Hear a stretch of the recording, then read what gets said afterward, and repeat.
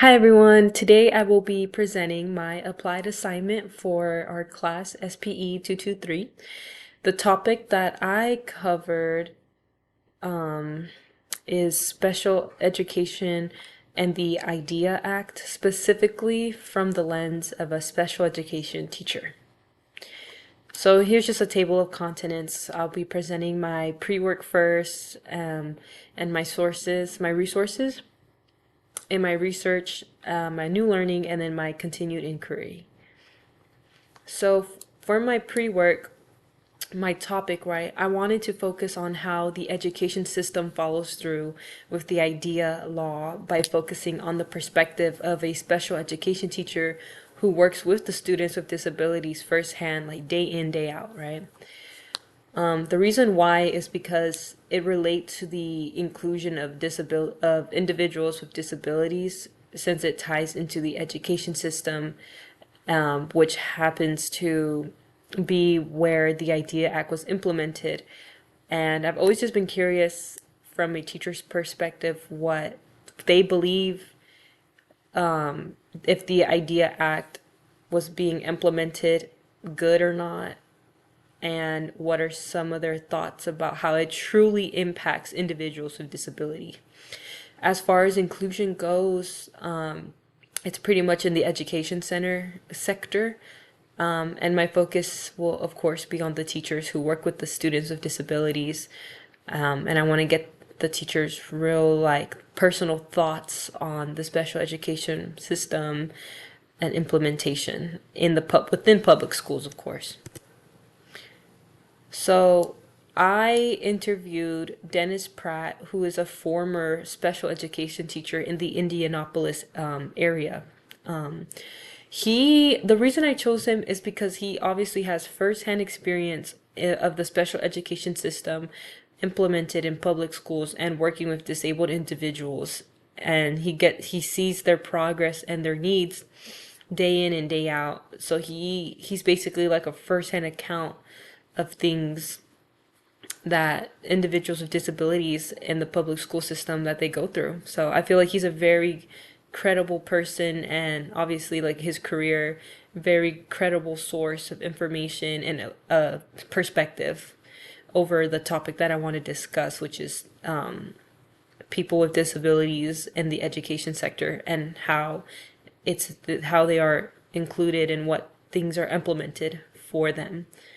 So, some background knowledge.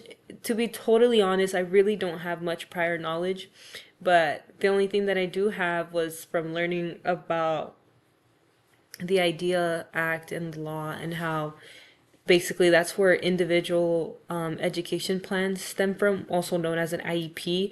I had a classmate who had one for ADHD, so that's literally like the only prior knowledge that I have.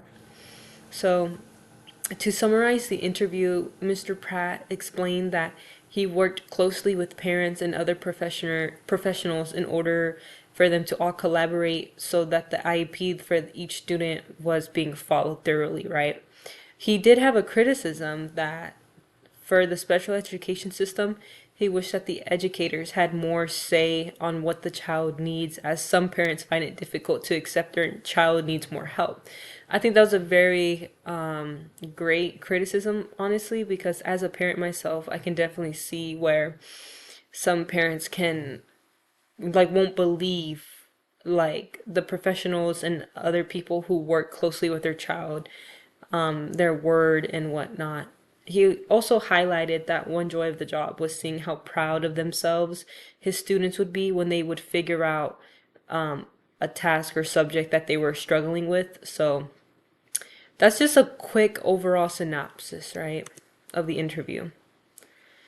Oops. Okay, so the course materials that I went with was the equity, parental slash caregiver power and disability policy in the U.S.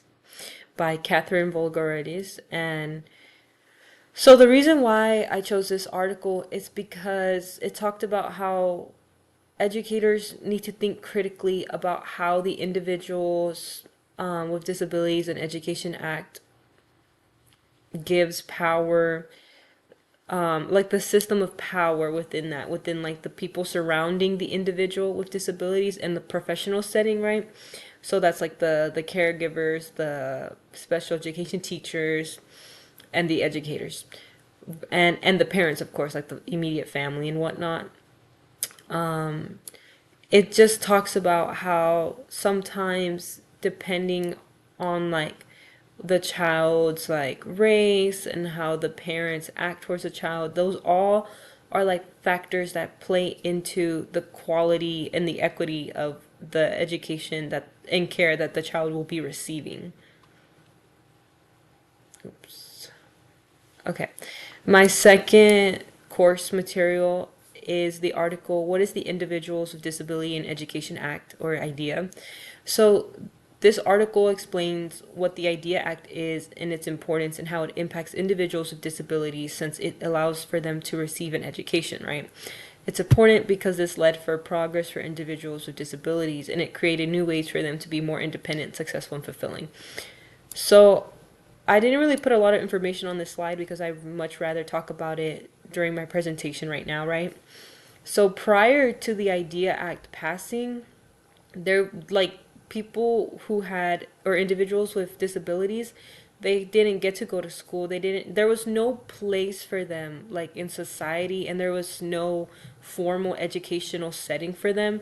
And it's like it makes me so mad and it's also frustrating because they are more than capable, and it should have never taken that long for society to understand that. But after the IDEA Act was passed in 1975, individuals with disabilities were now able to attend public schools and receive a public school education. And it's just such a beautiful thing. And this allowed them to go from no education, like nothing, like no other settings besides their home, like no exposure, no nothing, and like just this heavy stigma of what they're able to do, what they're capable of doing, like their barriers, right? To just allowing them the opportunity, just like anybody else, just like their able-bodied counterparts, to be able to receive a formal education. So that's why the IDEA Act and the educational sector, as far as inclusion goes, it's a really interesting topic for me and whatnot. But yeah, so the IDEA Act passing back in 1975 has been obviously a very huge positive impact and effect on individuals with disabilities who are now, they now have graduated, they received a formal education, and they've learned skills in the same curriculum as any other person would in public school. So it just goes to show just how capable they are, and them receiving an education and like, leaving their house to go to school. It just goes to show how they're capable of success and independence, and they like deserve more opportunities to thrive as individuals. Oh yeah. So outside of the course, I did some research. This is from the Special Education Teachers' Roles and Responsibilities. It's an article from Parallel Learning.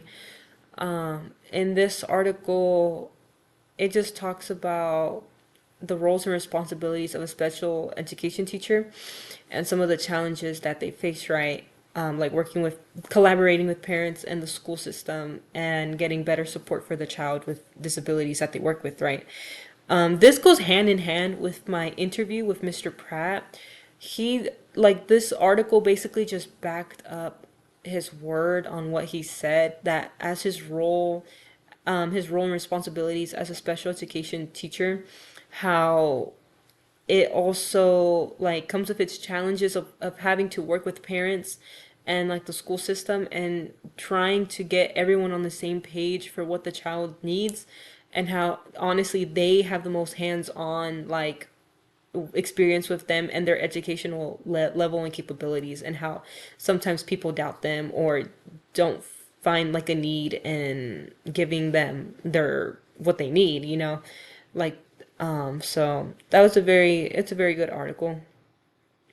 So my second article that I did research on was the IDEA Act, and how how it's very useful, right? And it says right here, right, that it's to support the health and well-being of children and adolescents in all settings, right? So like in school environments, and around 15% of children in the United States actually have a disability. So that's a pretty big percentage that the IDEA Act is serving to. And right here we have this table where it talks about the usefulness of it all, and I think it's very important to highlight how it's have been very impactful for that demographic. Whoops. Okay, so for my interview, unfortunately, Mr. Pratt, he is in Germany since he's in the U.S. Army. So it was kind of hard to schedule a phone call with him. So we just did it through text. I conducted my interview on Saturday, April 18th to Sunday, April 19th, right? Just getting those responses back because of the time zone differences.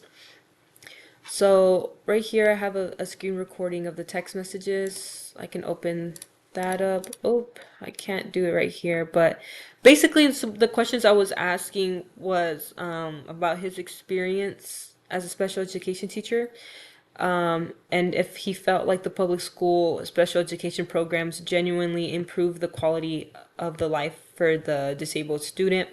Some areas of improvement, and the collaboration between the parents, what was that like? He just explained to me that he definitely did see like a big improvement in the students receiving an education in the special education program. His only area of critique was with the question with collaborating with parents. He said that sometimes they just wouldn't want to admit or accept that they should be placed in the special education program, or the level of help that they needed was like not for their child. Like they couldn't accept the fact that sometimes their child did need a little more help. So yeah, and that got in the way of the success of the child. But overall, really, really great interview, you know. So some a new learning that I learned is that it's a very ignorant assumption. I just didn't know that individuals with disabilities receive the exact same education or curriculum through the IDEA Act, and they earn like their diplomas, and it's just really good for them. And I also learned that how like sometimes parental like stigma can get in the way of their education, and the whole like parental and teacher collaboration plays a really huge role on the success of the students, right? And it connects back to that article we read during the course with Volgradis, and how we should strive for independence and progress for those with disabilities. From an inclusion standpoint, obviously individuals with disabilities deserve a right to an education just like anyone else. And through the research of the IDEA Act, we learned about that in my slideshow. And then equity, students can have an IEP plan, an individual education plan, which is just tailored to their individual needs and capabilities. As for access, the IDEA Act was implemented across all public schools in the United States, so it's very accessible, which is great. And then my inquiry, okay, I think for me personally, right, I learned better through actually conversing and seeing like talking to people. So after interviewing with Mr. Pratt and learning about his experiences as a special education teacher and his thoughts on individuals with disabilities and the quality of their education, it really did help me learn a lot and understand. So I think going forward, I would like to interact more, engage more, and discuss more with parents of people with disabilities. I really want to gain a parental aspect, so maybe that way I can deconstruct that stigma, that parental stigma they feel when their child is deemed to need a little bit more help than what they thought. So that's like something I would like to learn more about. And then my question for my peers is, what impact can we make in the future as future educators for the betterment of individuals with disabilities in public schools? We're all studying to be somewhat related in the educational system and as educators in one way or another. So I just want to know like what's one thing we can do to help. That's all. Thank you so much.